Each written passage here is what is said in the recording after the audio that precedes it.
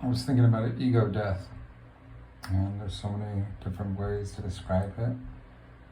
Um, like at first, I would have thought that's what I would have said happened to me in 2015, because there was a disassociation from, from one of my archetypes or potentials into more of another kind of anchored in viewpoint, a different perception, the same puzzle.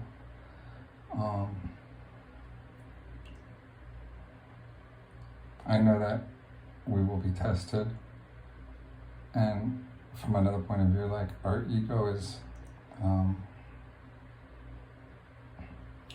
like anything that has to do with Dustin, Dustin's emotions, Dustin's relationship with anything external. So I feel like during this journey, this test, this initiation,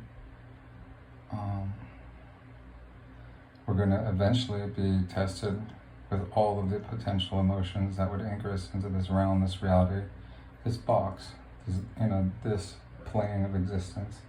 So you're going to be faced with maybe facing the death of your friends and family. Some people have to do that with real flesh and blood, heart stopping, and some people just have them fall away from their lives and just have to manage, move on, feel whole, and be grateful. There's so many emotions like that can anchor you into this realm. The fear of death, even just wanting money, approval, even being starving. What would you do to cross boundaries? Like every time you cross a personal boundary, you decided is the difference between an angel and a demon. And anytime you cross that boundary, I believe you just go down or up a timeline. You have the free will, you can make the decision. You're the God spark. There's no cheating. There's nobody making the calls. So you make a decision that's out of alignment with your highest sense of right, you maybe go down, a timeline. You deal with a little more karma, a little more pain, a little more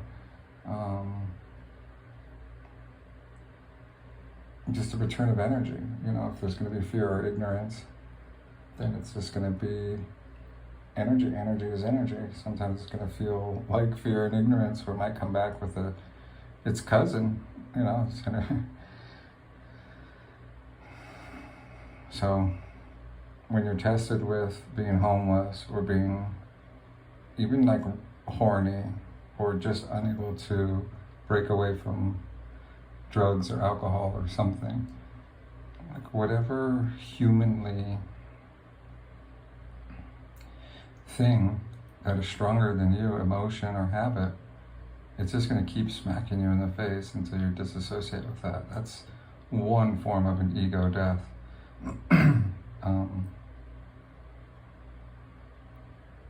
It's so hard.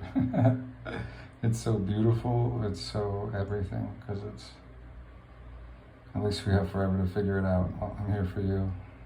I love you so much. Keep trying. Just like we can always slip a timeline to a lower vibrational one, or engulfed in fear and needing to be protected from an outside external negative force. Like we could rise with our decisions and our actions and meet the angels in a higher realm where we're protected. We know we are, because we know there's nothing stronger than us. There's nothing against us. And love's light shines truth on all. Love you so much. So very much.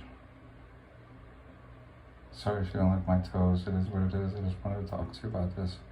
I was in the tub thinking, it's been an amazing day.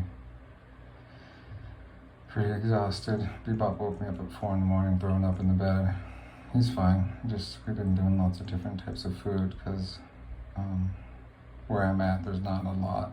There's basically one store I can walk to, and I do walk there every day with a backpack and walk back. Sometimes I've been getting Uber lately because it's just so hot and so many hills, but there's not much options, so they haven't dialed in a perfect food for their tummies. They're happy, they're well fed, you know, and their mouths and tummies are happy. It's just that sometimes, you know, their butt, you can tell, is just like purging. So I'm excited to get a more permanent location. I can go back to getting the diet they used to be on. I'm so excited to have some walls and a roof that I don't have to pay $100 a night for. I'm excited to be with you, see you, cook food with you, massage you, take care of you. We'll sing Kumbaya by the fire in the back. I love you 50 million.